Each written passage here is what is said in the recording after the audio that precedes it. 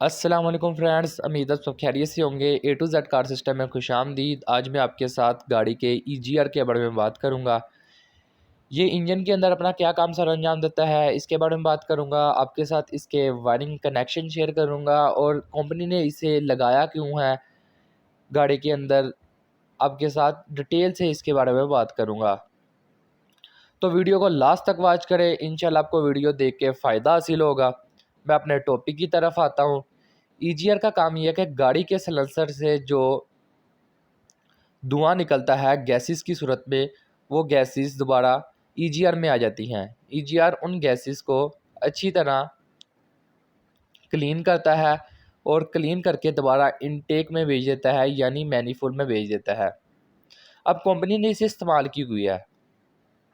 Number 1, engine के अंदर जो पेट्रोल नहीं जल पाता, जब वो सलेंसर के ज़रिए यानी एग्ज़ॉस्ट के ज़रिए खारिज होता है धुएं की सूरत में, पोल्यूशन की सूरत में, जब वो दोबारा ईजीआर में वापस आता है, ईजीआर उन गैसेस को अच्छी तरह क्लीन करता है। ईजीआर में वो गैसेस रिसर्कुलेशन होती हैं, वो अच्छी तरह ईजीआर क्लीन करता है।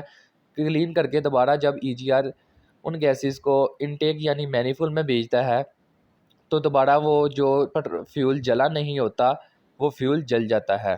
इससे गाड़ी की फ्यूल एवरेज में बहुत ही ज़्यादा फ़र्क आता है, फ्यूल एवरेज बहुत ही ज़्यादा अच्छी होती है। नंबर 2,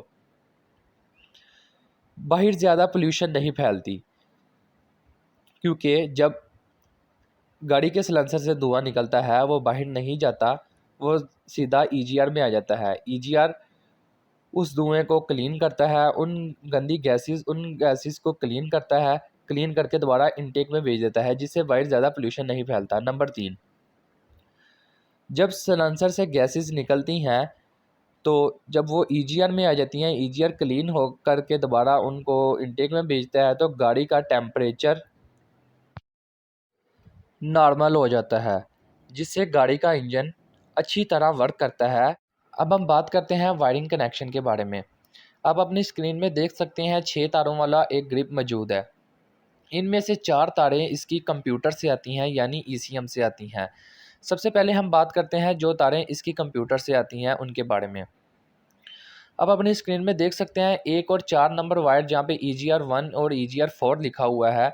ये कंप्यूटर से जो इसकी आती हैं, ये अर्थ और करंट की सूरत में आती हैं। अर्थ और करंट की सूरत में इसको सिग्नल मिलता है, जिससे EGR का वाल्व ओपन होता है और जो एग्जॉस्ट से गैस इंटर होती हैं EGR के अंदर, EGR उन गैसेस को क्लीन करके दोबारा इनटेक के अंदर भेजता है। 3 और 6 नंबर वायर है, इसमें आपको डायरेक्ट अर्थ मिलेगा, ये भी ECM से ही निकलेंगी, डायरेक्ट अर्थ की वायर। और जो 2 और 5 नंबर वायर हैं, ये चाबी स्विच की वायर होंगी।